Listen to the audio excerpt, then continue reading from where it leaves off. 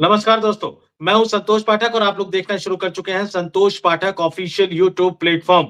चुनाव आयोग के एसआईआर में कई जीवित लोगों को मृत बताकर उनका नाम काटा जा रहा था, लेकिन अब हकीकत में एक नई समस्या पैदा हो गई है। इस देश के कई राज्यों में बड़ी तादाद में लोग गायब हो रहे हैं। आखिर ये लोग गायब हो कहाँ रहे हैं? महिलाओं को कौन गायब कर रहा है? बच्चों को कौन गायब कर रहा है? और ये आंकड़े चौंकाने वाले हैं। देश की राजधानी दिल्ली में एक बड़ा बवाल खड़ा हो गया है और इस बीच देश के सबसे बड़े राज्य यानी देश की लोकसभा में, देश की सबसे बड़ी पंचायत में सबसे ज्यादा 80 सांसद भेजने वाले राज्य उत्तर प्रदेश में भी एक बड़ा सवाल हो गया है कि आखिर पिछले 2 सालों में 1 लाख से ज्यादा लोग कहां गायब हो गए हैं और क्यों उत्तर प्रदेश की पुलिस इसको नहीं ढूंढ पा रही है। अब ये मामला इतना ज्यादा गर्मा गया है कि इसमें सीधे सीधे उत्तर प्रदेश के हाई कोर्ट को दखल देना पड़ा है। जी हाँ, दिल्ली में भी बवाल खड़ा हो गया है। आम आदमी पार्टी ने आरोप लगा दिया है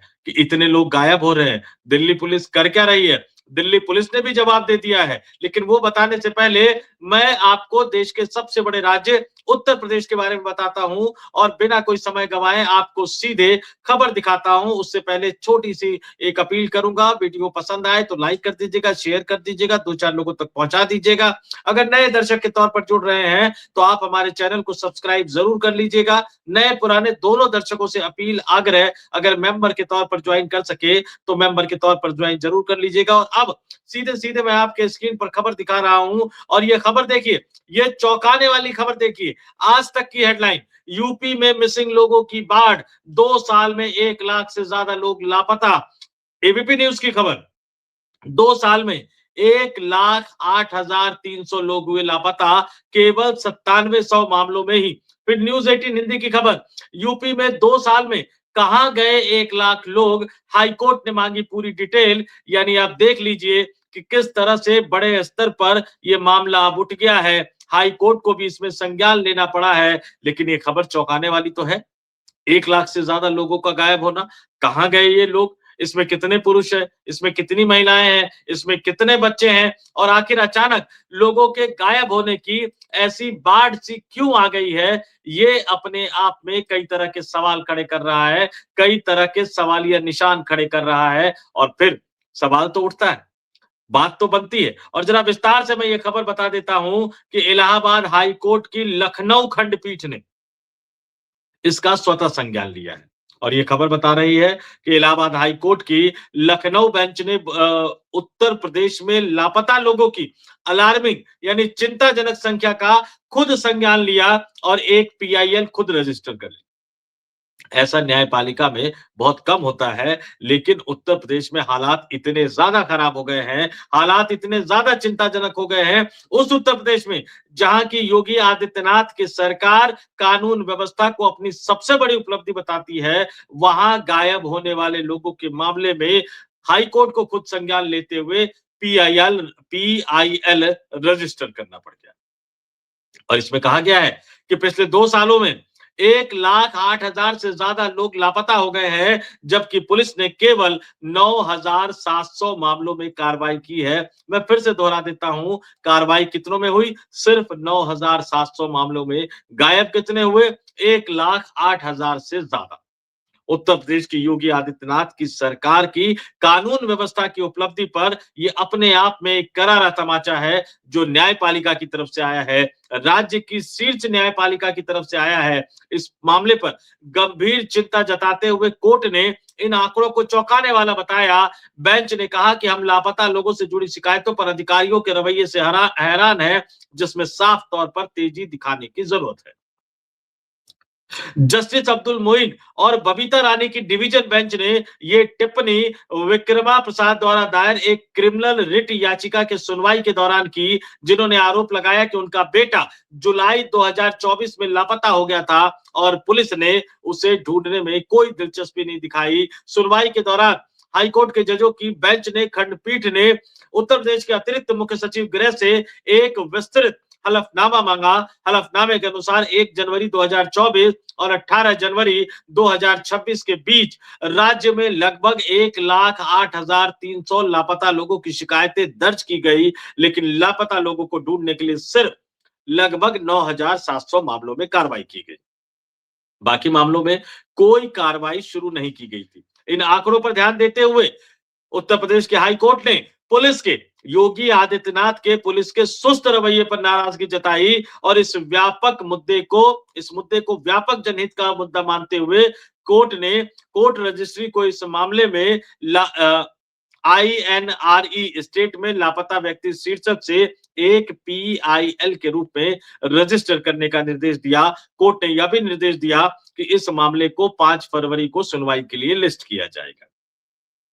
तो एक तरफ योगी आदित्यनाथ सरकार की उपलब्धियां, बुलडोजर का कल्चर, अपराधियों को मिट्टी में मिला देने की धमकी, बड़ी-बड़ी बातें, बड़े-बड़े दावे और हकीकत ये जो कि हाई कोर्ट में सीधे-सीधे नजर आया। हाई कोर्ट में सीधे-सीधे ये पता लगा कि भैया योगी आदित्यनाथ की पुलिस कितनी लापरवाह है। गायब होने वाले लोगों पर वो क्यों गंभीरता से काम नहीं करती है, उन लोगों की बरामदगी को लेकर क्यों काम नहीं करती है। और ये सवाल, ये गहरे, ये निश्चित तौर पर योगी आदित्यनाथ की पुलिस पर उठ रहा है। और इस मामले में अदालत ने जो संज्ञान लिया, और थोड़ा-सा मैं बता देता हूं, जो याचिकाकर्ता का मैंने जिक्र किया, क्योंकि ये जो टिप्पणी हुई है, जिन विक्रमा प्रसाद की याचिका है, उनका बेटा जुलाई 2024 में लापता हो गया था और 2 साल से उनका बेटा लापता है और उत्तर प्रदेश पुलिस ने उसको ढूंढने की कोई जहमत नहीं उठाई। और ये 1-2 मामले नहीं है,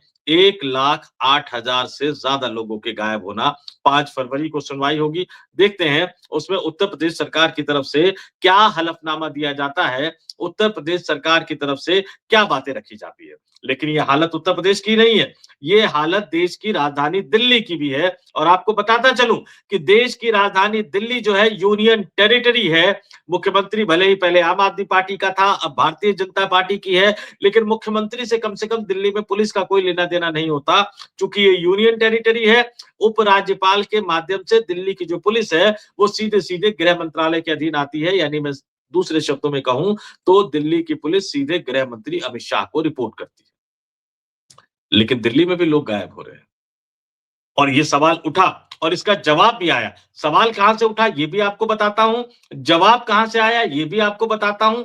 फैसला आप कर लीजिएगा, मैं सिर्फ आपके सामने तथ्यों को रख रहा हूं और उन तथ्यों को सुनिए, तथ्यों को समझिए और उसके बाद आप इसका अंदाजा लगा लीजिए कि आखिर कानून व्यवस्था की हालत कितने बुरे लेवल पर पहुंच गई है।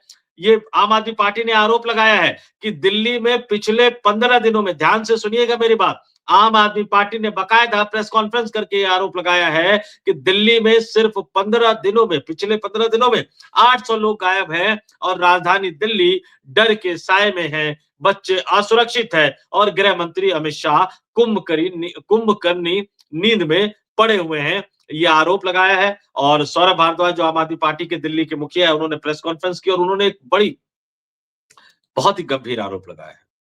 एपस्टीन फाइल्स का जिक्र सब लोगों ने सुना होगा। एक दरिंदा, एक राक्षस जो छोटी उम्र की बच्चियों के साथ क्या करता था और उन्हें बड़े-बड़े लोगों के सामने कैसे परोसता था। आम आदमी पार्टी के दिल्ली के मुखिया अरविंद केजरीवाल की सरकार में मंत्री रहे सौरभ भारद्वाज ने उस लिंक को जोड़ते हुए आरोप लगाया कि क्या दिल्ली में भी एप्स्टीन आइसलैंड जैसे हालात बन रहे हैं। पिछले कुछ दिनों से उन्होंने कहा, पिछले कुछ दिनों से दुनिया भर में एप्स्टीन फाइल की चर्चा चल रही है। इस फाइल में खुलासा हुआ है कि एक प्राइवेट आइलैंड पर नाबालिग लड़कियों को रखा जाता था और उनके साथ दुर्व्यवहार किया जाता था, उनका यौन शोषण किया जाता था। वहीं अब दिल्ली में इस साल के पहले 15 दिनों में 800 से ज्यादा लोग गायब हो गए हैं और इनमें से ज्यादातर बच्चियां हैं। दिल्ली में तमाम सुविधाएं होने के बावजूद दिल्ली पुलिस इनका पता नहीं लगा सकी है। आरोप गंभीर थे, आरोप बहुत गंभीर थे। तो इस बहुत गंभीर आरोप के बाद दिल्ली पुलिस सामने आई, दिल्ली पुलिस ने इसका जवाब दिया और दिल्ली पुलिस ने जो जवाब दिया मैं आपके सामने रख देता हूं। बाकी फैसला आप खुद कर लीजिएगा कि किसका जवाब सही है, किसका जवाब गलत है। आम आदमी पार्टी ने जो आरोप लगाया वो कितना सही है और दिल्ली पुलिस जो जवाब दे रही है वो कितना विश्वसनीय है, भरोसेमंद है। लेकिन उत्तर प्रदेश में तो हाई कोर्ट ने जवाब मांग लिया है, तो उत्तर प्रदेश में तो अब अगली सुनवाई में पता लगेगा कि योगी आदित्यनाथ की सरकार क्या जवाब देती है। लेकिन दिल्ली में दिल्ली पुलिस ने आम आदमी पार्टी के आरोपों का जवाब देते हुए कहा, दिल्ली पुलिस के संयुक्त पुलिस आयुक्त संजय त्यागी ने बताया कि जनवरी 2026 में लापता व्यक्तियों के मामलों की संख्या पिछले सालों के समान अवधि से कम रही है। पुलिस ने यह भी साफ किया कि अपराधों और लापता मामलों की रिपोर्टिंग पूरी निष्पक्ष और पारदर्शी तरीके से की जाती है, जिससे जानकारी छुपाना या छेड़छाड़ करना संभव नहीं होता।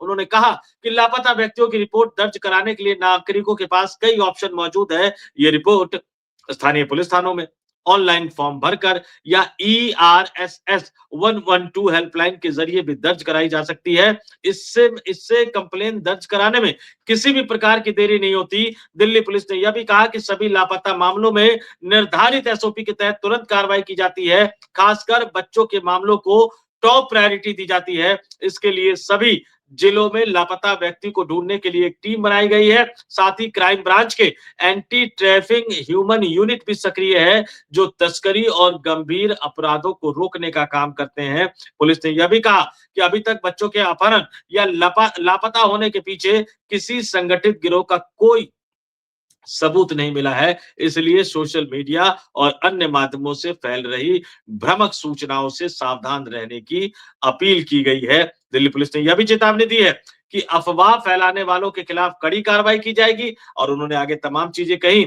लेकिन ये भी बताया जा रहा है, जैसे कि आम आदमी पार्टी ने भी आरोप लगाया कि जनवरी में राजधानी दिल्ली में 800 से ज्यादा लोग लापता हुए हैं, जिनमें 137 बच्चे भी शामिल है। 500 से ज्यादा की तलाश अभी जारी है और 250 के करीब लोगों को ट्रेस कर लिया गया है। एक बात तो हमें समझनी होगी दोस्तों, जब भी कोई इस तरह से सफाई देता है ना कि पिछली बार इतने अपराध हुए, इस बार इतने हुए, ये इतना ही ज्यादा है या इतना ही कम है, इस ट्रेडिशन को बदलने की जरूरत है। लोग गायब हो रहे हैं, गंभीर मसला है। बच्चे गायब हो रहे हैं, बहुत गंभीर मसला है। लड़कियां छोटी-छोटी उम्र की गायब हो रही है, ये तो सबसे ज्यादा गंभीर मसला है और यहां पुलिस का कोई उच्च अधिकारी आकर हमें आंकड़े बताएगा पिछले साल और इस साल, ये बर्दाश्त करने के लायक।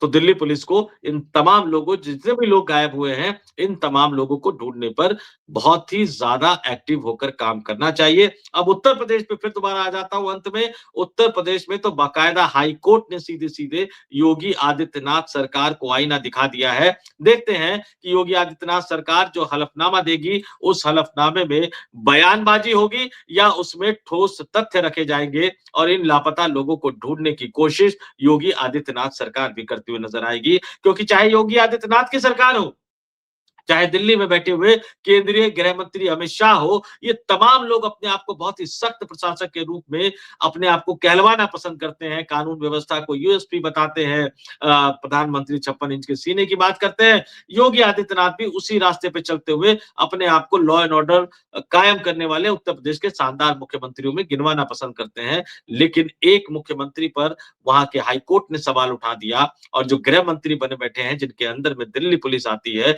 उन पर आंकड़े कई तरह के सवाल उठा रहे हैं। अगर आने वाले 15-20 दिनों में इन तमाम गायब लोगों की बरामदगी नहीं की जाती है, तो आप तय मानकर चल लीजिएगा कि पुलिस, चाहे वो दिल्ली की हो, चाहे उत्तर प्रदेश की हो, कोई भी इस मामले को गंभीरता से लेने को तैयार नहीं। मैं अपने तमाम दर्शकों से कहूंगा कि कमेंट करके जरूर बताएं कि उत्तर प्रदेश के हाई कोर्ट ने जिस तरह से फटकार लगाई है योगी आदित्यनाथ की सरकार को, उस पर आपका क्या कहना है। और जो आम आदमी पार्टी ने आरोप लगाया है, दिल्ली पुलिस ने जो जवाब दिया है, इन दोनों में से किसकी बात को आप बहुत ज्यादा भरोसेमंद मानते हैं, किस पर बहुत ज्यादा विश्वास करते हैं। तो इस वीडियो में इतना ही। मुझे यानी संतोष पाठक को दीजिए इजाजत। आप तमाम लोग देखते रहिए संतोष पाठक ऑफिशियल यूट्यूब प्लेटफॉर्म। बहुत बहुत धन्यवाद, आभार, नमस्कार।